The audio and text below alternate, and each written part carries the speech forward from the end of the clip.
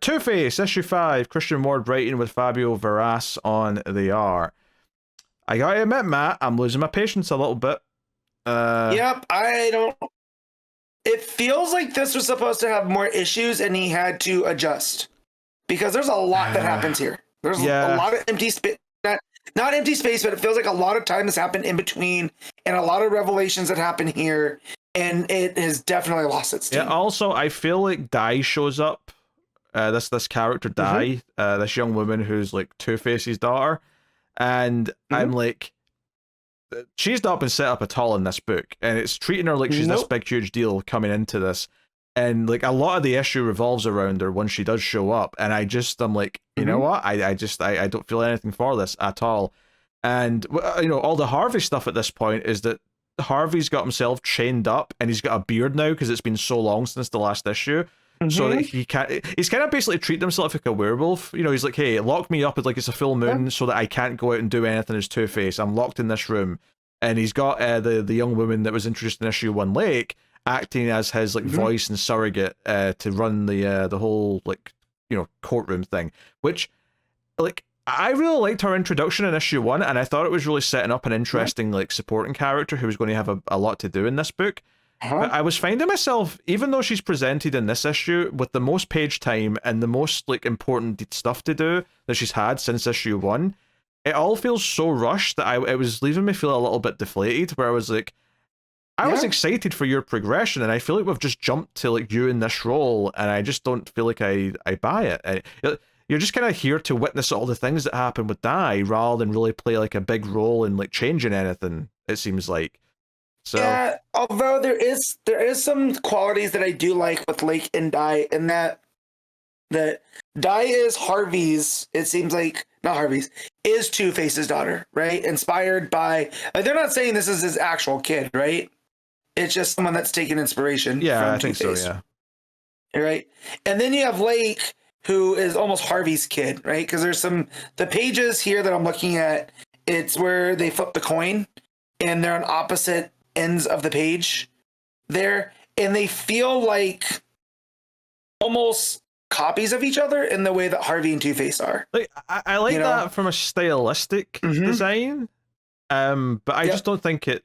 Like, I think that it doesn't land. Dai shows up out of nowhere here and just feels like a surprise guest star, and Lake has not had enough development. So this, frankly, just did like. Well, I appreciate like what it's going for. I just don't think it lands. Like you said, and so because like there are pieces that I really want to latch onto and that I like, and then I'm just like, this is a big mess. Like they're burning down this casino.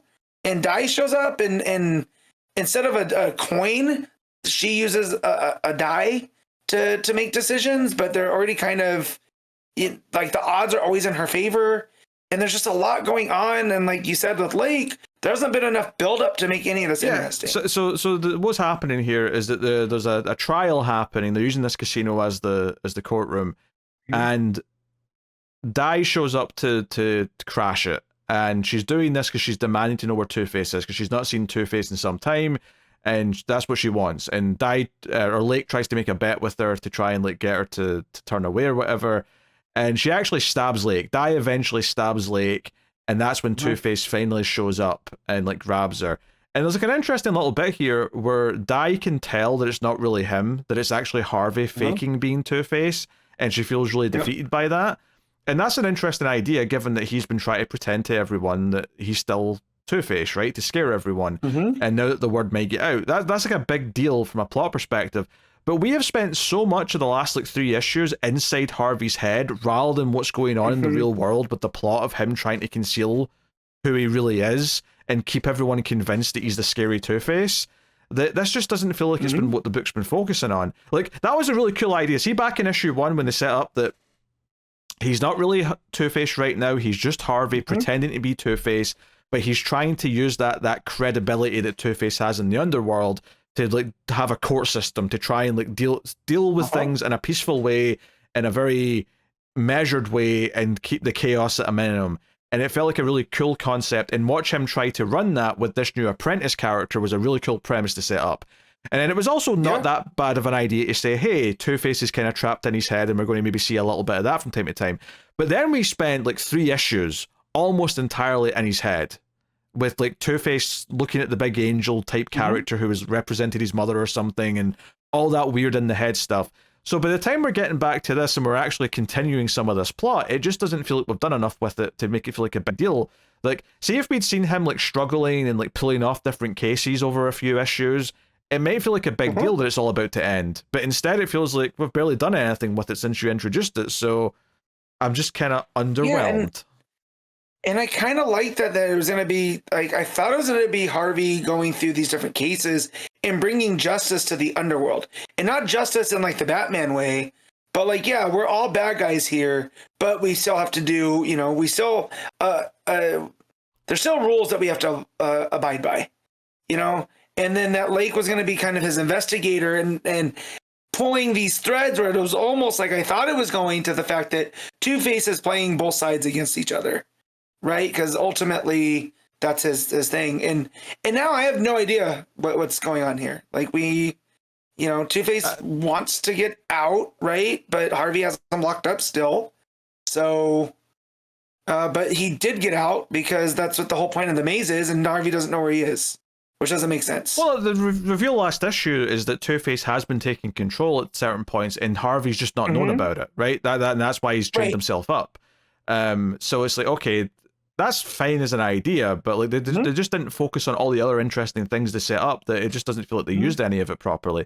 So this issue ends with Lake waking up in a hospital and Harvey saying you're going to be okay, and he says he's got a plan, he just has to talk to someone, and the final page is Harvey meeting with Batman, and that's the cliffhanger for the final issue coming up. And I feel like I should read the final issue just because it is the last one, so I might as well finish it now. But I have to admit, I'm not very excited. Like I feel like I'm doing it out of just like I don't know, obligation at this point. Oh, for sure. I mean, I'm definitely I made it this far. I'm not gonna, if it's a last issue, I'm definitely gonna read it. That's the other thing, is the idea of the die being the thing. I'm like, it's a little bit too on the nose, you know, for the character. Like, I don't know.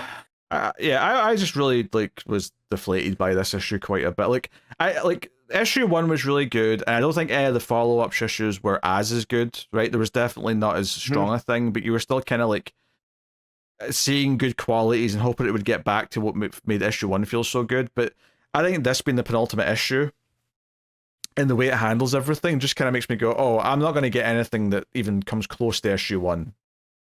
Yeah. So I'm just kind of like, okay, well, instead of the potential of a good series, which we had at the start, now it's just kind of like, well, it's mediocre overall at best now. And that's a shame. It's coasting into an ending that's not fulfilling at all, because I remember Ward saying if this sold well, then it would get more issues, and I feel like it's just not going to. The sad part is, though, is I think that if he'd just taken out a lot of the more self-indulgent in his head stuff, it might have had like a compelling, well-paced story for 6 issues. But as it is, it just feels like now we're rushing what plot there is left to finish up. So yeah. All right, what are you rating Two-Face? This is 6.5. 6 for me.